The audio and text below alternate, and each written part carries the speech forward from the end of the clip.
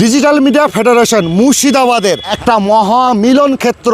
এতগুলো সাংবাদিক, প্রায় 70 জন সাংবাদিক কিন্তু আজকে এখানে উপস্থিত হয়েছে। কলসন্ডা, নবগ্রাম, শালবন। ডিজিটাল মিডিয়া ফেডারেশনের একটা তো পিকনিক ছিল, সঙ্গে যারা এর আগে ওয়ার্কশপ করেছিল তাদের সার্টিফিকেট এখান থেকেই দেওয়া হলো এবং আজকে সাংগঠনিক আলোচনা হলো মুর্শিদাবাদ ডিজিটাল মিডিয়া কীরকম কাজ করছে, রিভিউ একটা কমিটি সেটাও হলো।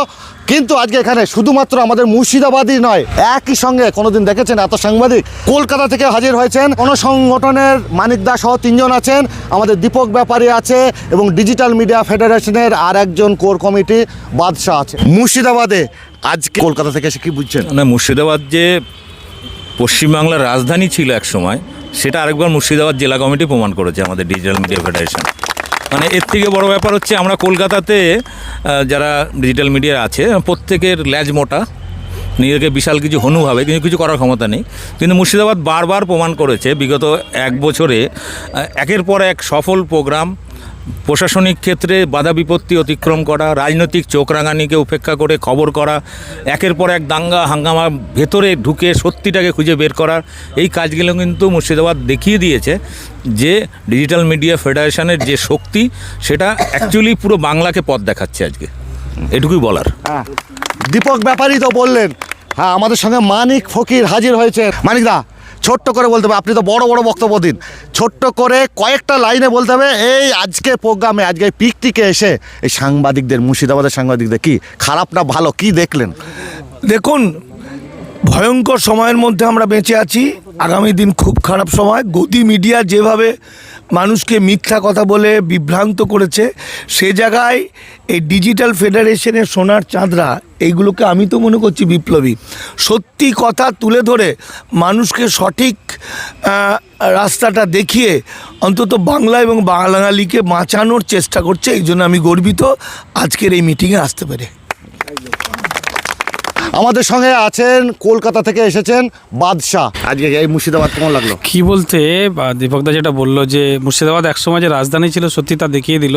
মুর্শিদাবাদ একসময় ভারতবর্ষকে পথ দেখিয়েছিল, মুর্শিদাবাদ এখন বাংলাকে পথ দেখাচ্ছে এই ডিজিটাল মিডিয়ার ছেলেরা। কারণ হচ্ছে এতগুলো সাংবাদিক এক জায়গায় হওয়া অসম্ভব ব্যাপার অন্যান্য জেলার ক্ষেত্রে। এখানে আমি দেখতে পাচ্ছি প্রায় 70 থেকে 80 জন আছে, আরও অনেকে আসতে পারেনি বিভিন্ন কারণে। সেই জন্য আমি মুর্শিদাবাদ জেলার ডিজিটাল মিডিয়া ফেডারেশনের সমস্ত সদস্য এবং ডিজিটাল মিডিয়ার যত সাংবাদিক আছে সকলকে ধন্যবাদ জানাচ্ছি। এইভাবে একত্রিত হয়ে কাজ করা, বিশেষ করে সাইবার ক্রাইমের চোখ রাঙানি, সাইবার ক্রাইমের নোটিশ উপেক্ষা করে বিভিন্ন নেতামন্ত্রীদের, বিভিন্ন প্রশাসনিক দপ্তরের চোখ রাঙানিকে উপেক্ষা করে এরা যেভাবে কাজ করছে, আমি এদের মতামত আজকে শুনলাম, এর যে সমস্যাগুলো আজকে শুনলাম, কিছু বললাম, কিছু পরে বলবো বা আমরা আইনিভাবে লড়াই করব। এদের যেগুলো শুনতে পেলাম সামান্য কারণ, যেগুলো আমরাও খবর করেছি দক্ষিণবঙ্গে, আমাদেরকে নোটিশ দেয়নি সাইবার ক্রাইম, কিন্তু মুর্শিদাবাদ জেলা সাইবার ক্রাইম এদেরকে নোটিশ দিয়ে প্রেশান করছে, সমস্যায় ফেলছে এদেরকে। কী কারণ আমি বুঝতে পারছি না। তো এত কিছুর পরেও এরা কাজ করছে সুন্দরভাবে। শুধু ভালো বলবো না, খুবই ভালো লেগেছে আজকে এসে। তো আমি এদেরকে বলে যাচ্ছি বা যারা আছে সিনিয়র জুনিয়র সবাইকে আরও ভালোভাবে কাজ করুক। আমরা কলকাতা থেকে এত দূরে এসেছি এই জন্যেই যে জানতে এরাম, দেখতে এরাম কী করছে এরা, যাতে আরও ভালো কাজ করে, পরবর্তীতে আরও সুন্দর কাজ করে, ডিজিটাল মিডিয়ার সাংবাদিকরা আরও স্বাধীনভাবে কাজ করতে পারে, সেই চেষ্টা আমরা করছি ডিজিটাল মিডিয়া ফেডারেশনের মাধ্যমে, পরবর্তীতেও করে যাব। এবং হ্যাঁ, বিশেষ করে অন্যান্য জেলা আমাদের ফেডারেশনের যারা রয়েছে তাদেরকেও তৈরি থাকতে বলছি।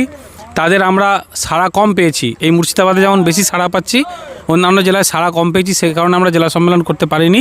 তবে আমরা রাজ্য সম্মেলন খুব শিগগিরই, 26 সাল তো চলেই এলো, খুব শিগগিরই রাজ্য সম্মেলন করার পরে আরও ভোট আসছে সামনে, কাজ আছে, আমরা জেলা সম্মেলনগুলো করব। এবং আমাদের প্রতিনিয়ত যোগাযোগ রয়েছে, আমরা বেশি হইচই করি না, বেশি লাফালাফি করি না, আমরা একেবারে চট করে তাল গাছে উঠে যেয়ে বুক ছিঁড়ে নিচে নামি না। আমরা আস্তে আস্তে চলছি। অন্যান্য সংগঠন এই করছে সেই করছে, অনেক কিছু করছে, করুক, তাদের ব্যক্তিগত ব্যাপার। আমরা আস্তে আস্তে কাজ করছি। আমরা সাংবাদিকদের সমস্যা নিয়ে কাজ করব, সাংবাদিকদের বিষয় নিয়ে কাজ করব। আমরা কোনো স্বেচ্ছাসেবক নয়, কম্বল বিতরণ করব, রক্ত দান করব, খাদ্য সামগ্রী দান করব, এইসব নয়। সাংবাদিকদের সমস্যাগুলো মেটাবো। সাংবাদিকরা সমাজ সংস্কার করে, সেজন্য আমরা সাংবাদিকদের ঠিক রাখতে পারলে সমাজ ঠিক থাকবে। একদম। দিদি, কেমন লাগলো আপনাদের দামাল বাংলার? হ্যাঁ, আমরা দামাল বাংলার পক্ষ থেকে আজকে এলাম এখানে, আপনাদের পিকনিকে অংশগ্রহণ করলাম। খুবই ভালো লাগছে যে ডিজিটাল মিডিয়া যে আজকের মানে এই জায়গাটা পৌঁছতে পেরেছে। এখানে না এলে আমার কোনো ধারণাই থাকতো না এই সম্পর্কে, কারণ কলকাতায়ও দেখেছি আছে মিডিয়া, এই যে সোশ্যাল মিডিয়াগুলো যারা কাজ করে চলেছে, এরা না থাকলে যে সত্যি কথাটা যে জনগণের মধ্যে যেত না, সেটা আজকে সব মানুষ জানে।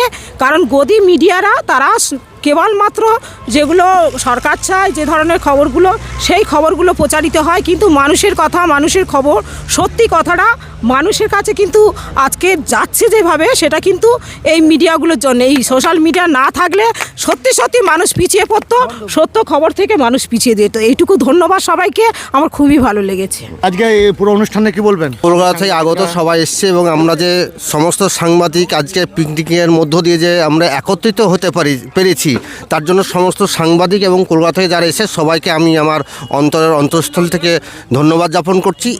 এইভাবে যেন আমরা সারা জীবন যতদিন এই সাংবাদিকতার কাজ করব ততদিন পর্যন্ত যেন আমরা একত্রিতভাবে থাকতে পারি। দেখুন, ডিজিটাল মিডিয়া হচ্ছে ভবিষ্যৎ। যারা প্রথম সারির বলে ঘোষণা করত তারা বর্তমানে ডিজিটাল মিডিয়া এসছে, যারা পেপার বলতো তারাও ডিজিটাল মিডিয়ায় এসছে, এবং আমরা ডিজিটাল মিডিয়ার কর্মী।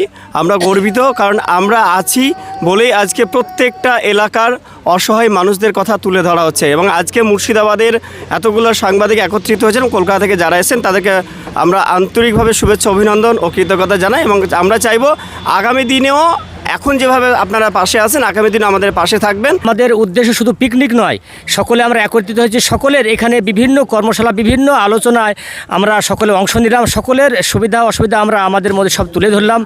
আমি মনে করি সাংবাদিক শুধু সাংবাদিকতা নয়, এটা সমাজের একটা অত্যন্ত দায়িত্ব বহন কাজ। মুর্শিদাবাদ নয়, আজকে নবগ্রামের মাটিতে, আমি নবগ্রামের ছেলে। আজকে এখানে এসে আজকে মিডিয়াদের যে একতাবদ্ধ, এটা দেখে খুবই ভালো লাগলো। ডিজিটাল মিডিয়া ফেডারেশন, হ্যাঁ, সাংবাদিকদের এই সংগঠন ছাড়া চোখে পড়বে না যে অন্য কোনো সাংবাদিকদের সংগঠন আছে। ডিজিটাল মিডিয়া ফেডারেশনে এখন নয় করে 300 জন আমাদের সদস্য, যার মধ্যে একা মুর্শিদাবাদেরই 120 জন। তাদের নিয়েই বারবার অনুষ্ঠান হচ্ছে, কখনো একটা কর্মশালা হচ্ছে, কখনো পিকনিক হচ্ছে, কখনো রাজ্য সম্মেলন হচ্ছে, কখনো জেলা সম্মেলন হচ্ছে। মুর্শিদাবাদ সাইবার ক্রাইম থেকে সাইবার ক্রাইমের আইসি সহ তারা কিন্তু সাইবার ক্রাইমের উপরে ক্লাস নিয়েছিলেন। আগামী সপ্তাহেও আবার উনি কথা বলেছেন আমার সঙ্গে, আবার হয়তো সাইবার ক্রাইমের ক্লাস হবে। তার কারণ সাংবাদিকদের সবসময় আমরা এগিয়ে রাখতে চাই। প্রত্যেকটা সাংবাদিক যাতে প্রত্যেকটা নিউজ করতে গিয়ে যে অভিজ্ঞতা দরকার, যেটা দরকার একদম পুঙ্খানুপুঙ্খ তার সব কিছু জানে, যে কারণে এইরকম ওয়ার্কশপের ব্যবস্থা করা, সেই রকম একটা ক্লাসের ব্যবস্থা করা। এবং আজকে যেটা একটা মিলন মেলা বলতে গেলে মিলন ক্ষেত্র, এতগুলো সাংবাদিক একসঙ্গে এসে, এবং সঙ্গে অবশ্যই ধন্যবাদ দেব কলকাতা থেকে যারা এসেছে।